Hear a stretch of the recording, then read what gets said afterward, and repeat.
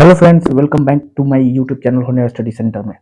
Friends, आज हम लोग एनसीईआरटी बायोलॉजी नोट्स, ये हैंड रिटन नोट्स है, संपूर्ण जीव विज्ञान की जो सीरीज है वो शुरू करने वाले हैं। तो यह पहली सीरीज है।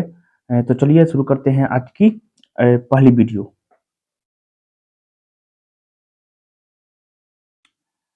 जीवधारियों का वर्गीकरण, जीवधारियों का वर्गीकरण, ठीक है। तो ये देखिए, बायोलॉजी शब्द का प्रयोग सबसे पहले किसने किया?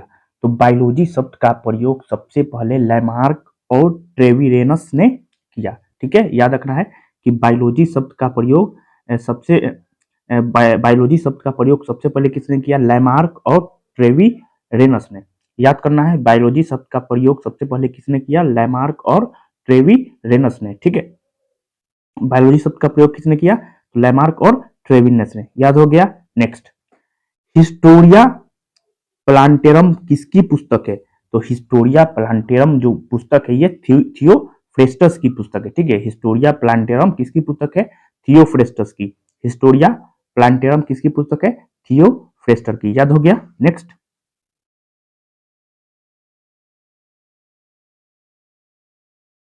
वनस्पति विज्ञान का जनक किसे कहा जाता है? तो वनस्पति विज्ञान का जनक जो है ये थियोफ्रेस्टस को ही कहा जाता है, ठीक है। वनस्पति विज्ञान का जनक किसे कहा जाता है? थियोफ्रेस्टस को। वनस्पति विज्ञान का जनक किसे कहा जाता है? थियोफ्रेस्टस को, ठीक है। याद हो गया। नेक्स्ट, हिस्टोरिया एनिमेलियम किसकी पुस्तक है? हिस्टोरिया एनिमेलियम किसकी पुस्तक है? तो ये अरस्तु की है। जबकि वनस्पति विज्ञान का जनक किसको कहा जाता है? थियोफ्रेस्टस को, ठीक है। और यहाँ पे जो था हिस्टोरिया प्लांटेरम, ये थियोफ्रेस्टस की पुस्तक है। और हिस्टोरिया, याद रखना है, कंफ्यूजन नहीं होना है, हिस्टोरिया प्लांटेरम जो है थियोफ्रेस्टस की पुस्तक है, लेकिन हिस्टोरिया एनिमेलियम किसकी पुस्तक है? अरस्तु की है। किसकी है? तो अरस्तु की, ठीक। नेक्स्ट, जंतु विज्ञान के जनक किसे कहा जाता है? तो जंतु विज्ञान के जनक अरस्तु को कहा जाता है। जंतु विज्ञान के जनक किसको कहा जाता है? अरस्तु को कहा जाता है। जंतु विज्ञान के जनक किसे कहा जाता है? अरस्तु को कहा जाता है, ठीक। याद हो गया। रिपीट करते रहना है मेरे साथ, और एकदम इसी क्लास में ये सारा का सारा जो क्वेश्चन है ये याद हो जाएगा, ठीक है। जीवधारियों के वर्गीकरण को वैज्ञानिक आधार प्रदान किया किसने? तो जॉन रे ने। किसने?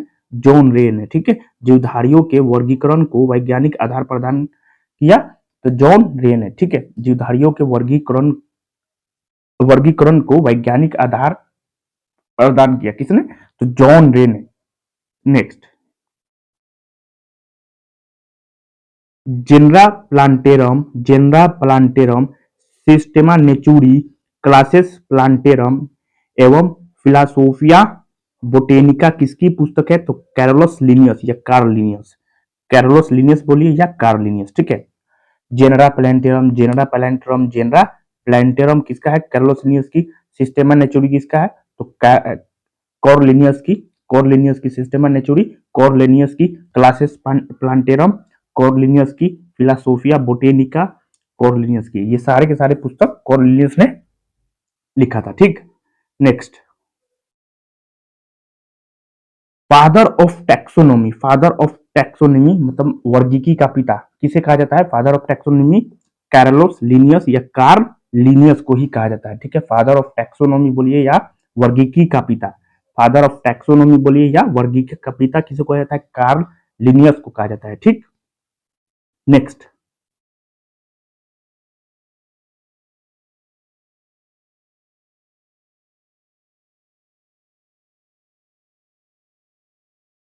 स्पीसीज प्लांटेरम पुस्तक किसने लिखी? तो कॉर्लिनियस ने, ठीक है। याद रखना है, स्पीसीज प्लांटेरम पुस्तक किसने लिखी? तो कॉर्लिनियस ने। स्पीसीज प्लांटेरम पुस्तक किसने लिखी? कॉर्लिनियस ने, ठीक है। द्विनाम पद्धति, द्विव जगत प्रणाली या द्विपद प्रणाली, देखिए कंफ्यूज नहीं होना है, ठीक है। द्विनाम पद्धति बोलिए, द्विव जगत प्रणाली बोलिए, चाहे द्विपद प्रणाली बोलिए, ये कॉर्लिनियस ने दिया था, ठीक है। द्विनाम पद्धति, द्विव जगत प्रणाली या द्विपद, मतलब द्विव लगा होगा, ठीक है। द्विनाम पद्धति, द्विव जगत प्रणाली या द्विपद प्रणाली, कंफ्यूज नहीं होना है। देखिए ग्रुप डी में क्या कहता है, थोड़ा कंफ्यूजन डालता है, ठीक है, इसलिए हम सब डाल दिए हैं एक ही जगह। द्विनाम पद्धति, द्विव जगत प्रणाली या द्विपद प्रणाली, ये कार्ल लिनियस के द्वारा दिया गया था प्रणाली, ठीक है। द्विनाम द्विव जगत प्रणाली में क्या क्या है, एक तो पादप पादप जगत और दूसरा जंतु जगत, ठीक है। कार्ल लिनियस ने द्विनाम पद्धति द्विव जगत प्रणाली दिया था, इसमें पादप जगत हो गया और जंतु जगत हो गया, ठीक है। यहाँ कंफ्यूजन ये है कि 1753 जो दिया है ये आपका एनसीईआरटी में दिया है, ठीक है। कि 1753 में द्विव जगत प्रणाली कार्ल लिनियस के द्वारा दिया गया था, ठीक है। 1758 जो है ये भारतीय भवन के बुक में दिया हुआ है, ठीक है। तो 1753 याद रखना है, जो कि ये करेक्ट होगा। किसमें दिया है, तो एनसीईआरटी में दिया है, ठीक। एनसीईआरटी के मुताबिक ही चलना है। ये भी लिख देते 1758 जो है ये दिया था, हर बुक में दिलुसन में दिया है, भारतीय भवन के बुक में भी दिया हुआ है, ठीक है। लेकिन 1753 जो है ये एनसीईआरटी में दिया हुआ है। तो याद रखना है कि द्विनाम पद्धति जो था कार्ल लिनियस के द्वारा दिया गया था 1753 में। एनसीईआरटी में क्या दिया है, 1753 दिया हुआ है, ठीक है, कंफ्यूज नहीं होना है। अब आइए देखिए त्रिजगत, द्विव जगत के बाद त्रिजगत प्रणाली, पूरा डिटेल में पूरा नोट्स है, ठीक है। मतलब एक भी प्रश्न आपका कहीं से भी नहीं छूटेगा, ठीक है। कोई भी बैच आपको लेना नहीं है, साइंस का कोई भी बैच नहीं लेना है, किसी भी प्रकार से नहीं लेना है। तो त्रिजगत प्रणाली जो है, त्रिजगत प्रणाली अर्नेस्ट हेक्ल ने दिया था। त्रिजगत प्रणाली किसने दिया था, अर्नेस्ट हेक्ल ने दिया था। किसने दिया था, त्रिजगत प्रणाली जो है अर्नेस्ट हेक्ल ने दिया था, ठीक। पहला पादप, जंतु और प्रोटिस्टा, किसमें तीन जगत प्रणाली किसने दिया था, अर्नेस्ट हेक्ल ने। क्या हो जाएगा तीन जगत प्रणाली में, एक तो पादप हो जाएगा, दूसरा जंतु। पादप जंतु तो आपका इसके द्वारा दिया गया था, द्विव जगत प्रणाली पादप और जंतु में बांटा था, तो कार्ल लिनियस ने बांटा था 1753 में, ठीक है। इसमें क्या हुआ, तीसरा जुड़ गया प्रोटिस्टा, ठीक। तो त्रिजगत प्रणाली बन गया। त्रिजगत प्रणाली किसने दिया था, अर्नेस्ट हेक्ल ने। पादप जंतु और प्रोटिस्टा, ठीक। पीडीएफ जो है ये आपको मेरे टेलीग्राम चैनल पे मिल जाएगा, जिसका लिंक जो है मैं डिस्क्रिप्शन बॉक्स में डाल दूंगा, ठीक। वहां से आप डाउनलोड कर सकते हैं। तो चार जगत प्रणाली जो है ये कोपलैंड ने दिया था। चार जगत प्रणाली किसने दिया था, कोपलैंड ने। द्विव जगत प्रणाली किसने दिया था, कार्ल लिनियस ने। त्रिजगत प्रणाली किसने दिया था, अर्नेस्ट हेक्ल ने, ठीक है। और चार जगत प्रणाली किसने दिया था, कोपलैंड ने। किसने, कॉपरलैंड नहीं, कोपलैंड ने, ठीक है। चार जगत प्रणाली किसने दिया था, कोपलैंड ने। इसमें चार जगत प्रणाली में क्या क्या था, एक तो मोनेरा, दूसरा प्रोटिस्टा, प्लांटी और एनिमेलिया। याद रखना है, Monera, protista, Plantae, animalia. Monera, protista, Plantae, animalia. Monera, protista, Plantae, animalia, ठीक। चार जगत प्रणाली किसने दिया था, कोपलैंड ने दिया था, ठीक। आगे बढ़ते हैं। अब आया पांच जगत अवधारणा या पांच जगत प्रणाली, ठीक है। पांच जगत अवधारणा या वर्गीकरण प्रणाली, ठीक है। किसने दिया था, तो आर.एच. विटेकर ने दिया था। आर.एच. विटेकर ने दिया था 1969 में। देखिए याद करने का तरीका यह है कि अपने खुद से अपने हाथों से नोट्स बनाइए, उसके बाद उसको याद कीजिएगा तो बहुत ज्यादा मतलब दिन तक याद रहेगा, ठीक। भूलिएगा नहीं जल्दी। तो क्या करना है आप लोगों को, पीडीएफ तो वैसे प्रोवाइड हम करवा ही देंगे टेलीग्राम पे। तो आप लोगों को करना है क्या है कि खुद से नोट्स तैयार करना है, ठीक है। ये जो नोट्स है इसमें आपका एनसीईआरटी 9th है, 10th है, 11th है, 12th है, 12th तक हम गए हैं, ठीक है। पूरा मतलब 9, 10th, 11th, 12th पूरा नोट्स है, ठीक है। तो घबराना नहीं, एक भी प्रश्न आपका नहीं छूटने वाला है। इसके बाहर तो हम गारंटी लेते हैं जाएगा ही नहीं है, ठीक है। सारा का सारा इसमें डाल देंगे हम, ठीक। तो पांच जगत अवधारणा जो है ये 1969 में विटेकर ने दिया था। किसने दिया था, तो आर.एच. विटेकर ने 1969 किसमें दिया हुआ है, एनसीईआरटी में दिया हुआ है, ठीक है। एकदम करेक्ट होगा। 1969 में पांच जगत अवधारणा या वर्गीकरण प्रणाली किसने दिया था, आर.एच. विटेकर, ठीक। पहला हो जाएगा मोनेरा, दूसरा प्रोटिस्टा, तीसरा कवक, प्लांटी एनिमेलिया, याद करना है, मोनेरा, प्रोटिस्टा, कवक, प्लांटी एनिमेलिया, मोनेरा, प्रोटिस्टा, कवक, प्लांटी एनिमेलिया। ठीक है, रिपीट कीजिए, आंख बंद कीजिए, रिपीट कीजिए, मोनेरा, प्रोटिस्टा, कवक, प्लांटी एनिमेलिया, मोनेरा, प्रोटिस्टा, कवक, प्लांटी एनिमेलिया। 5 जगत अवधारणा जो है ये आर.एच. विटेकर के द्वारा दिया गया था। नेक्स्ट, 6 जगत अवधारणा। 6 जगत अवधारणा किसने दिया था? कार्ल ऊज, केंडलर, व्हीलस। ठीक है, कार्ल ऊज, केंडलर व व्हीलिस ने मतलब 6 जगत अवधारणा दिया था। 6 जगत अवधारणा किसने दिया था? कार्ल ऊज, केंडलर, व्हीलस। कार्ल ऊज, केंडलर व व्हीलस। ठीक है, ये देखिए 6 जगत कौन कौन होगा। एक तो आर्की बैक्टीरिया हो जाएगा। आर्की बैक्टीरिया का मतलब बहुत पुराना बैक्टीरिया। ठीक है, यू बैक्टीरिया, यू का मतलब सत्य, सच। ठीक है, भी होता है।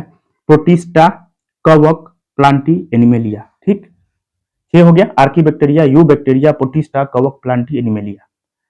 कब दिया गया था 6 जगत अवधारणा? ये 1990 में दिया गया था। ये भी एनसीईआरटी के 11th में दिया हुआ है। ठीक है, 1990 में 6 जगत अवधारणा किसके द्वारा दिया गया था? तो 3 जो थे, कार्ल ऊज, केंडलर व व्हीलस ने दिया था। ठीक, मोनेरा, मोनेरा में क्या हो जाएगा? इस जगत में सभी प्रोकैरियोटिक जीव, प्रोकैरियोटिक जीव किसको कहा जाता है? तो वैसे जीव जिनका जो कोशिकांग मतलब पूर्ण रूप से मतलब अभाव हो, मतलब कोशिकांग नहीं हो, कोशिका तो हो लेकिन कोशिकांग नहीं हो। ठीक है, तो जीवाणु हो गया, साइनोबैक्टीरिया हो गया, आर्की बैक्टीरिया हो गया, तो प्रोकैरियोटिक जीव हो गए। ठीक है, जिनका कोशिकांग नहीं हो, कोशिका तो हो लेकिन कोशिका का जो अंग है वो नहीं हो। ठीक है, जैसे मान लीजिए केंद्रक हो गया, कोशिका झिल्ली हो गया, ठीक है, माइटोकॉन्ड्रिया हो गया, राइबोसोम हो गया, लाइसोसोम हो गया, मतलब इस सब का अभाव हो, यही प्रोकैरियोटिक जीव कहलाता है। अगर ये सब चीज हो तो उसको यूकैरियोटिक जीव कहा जाता है। यू मतलब होता है सच्चा, सच्चा का मतलब सब कुछ मौजूद हो, कोशिका में सब कुछ मौजूद हो तो यूकैरियोटिक हो जाएगा। लेकिन अगर कोशिका में कुछ मौजूद नहीं हो तो प्रोकैरियोटिक जीव हो जाएगा। ठीक है, तो जीवाणु, साइनोबैक्टीरिया, आर्की बैक्टीरिया इसमें सम्मिलित किया जाता है मोनेरा में। ठीक है, तो मोनेरा में क्या रखा जाता है? प्रोकैरियोटिक जीव को रखा जाता है। ठीक, आइए प्रोटिस्टा के बारे में देखिए। तो प्रोटिस्टा हो गया,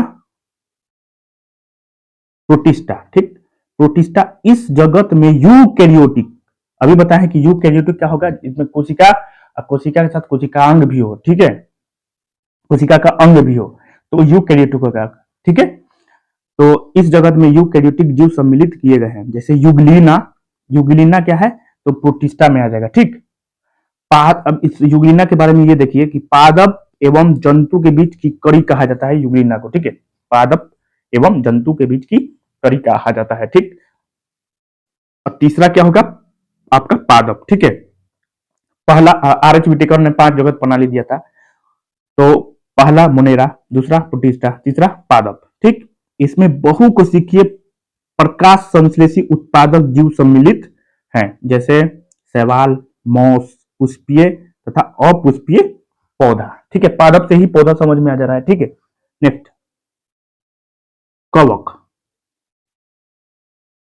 ठीक है, कवक इस जगत में यूकैरियोटिक तथा परपोषित जीव सम्मिलित हैं। ठीक है, ये प्रायः मृतोपजीवी होती हैं। इसकी कोशिका भित्ति काइटिन की बनी होती है। कोई पूछ देगा कवक की कोशिका भित्ति किस चीज की बनी होती है? तो काइटिन की बनी होती है। किस चीज की बनी होती है? ये प्रायः क्या होता है? मृतोपजीवी होता है। ठीक है, और किस कोशिका भित्ति काइटिन की बनी होती है। कवक की कोशिका भित्ति किस चीज की बनी होती है? काइटिन की बनी होती है। ठीक, नेक्स्ट एनीमेलिया। नेक्स्ट क्या हो जाएगा आपका? एनीमेलिया। इस जगत में बहुकोशिकीय जंतु शामिल है। इनको मेटाजोआ भी कहा जाता है। ठीक है, एनीमेलिया को मेटाजोआ भी कहा जाता है।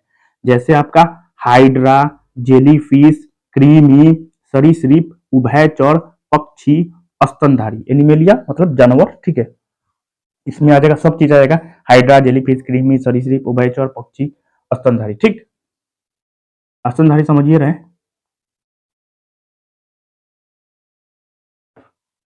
द्विनाम पद्धति के अनुसार जीव नाम जो है लैटिन भाषा में लिखा जाता है।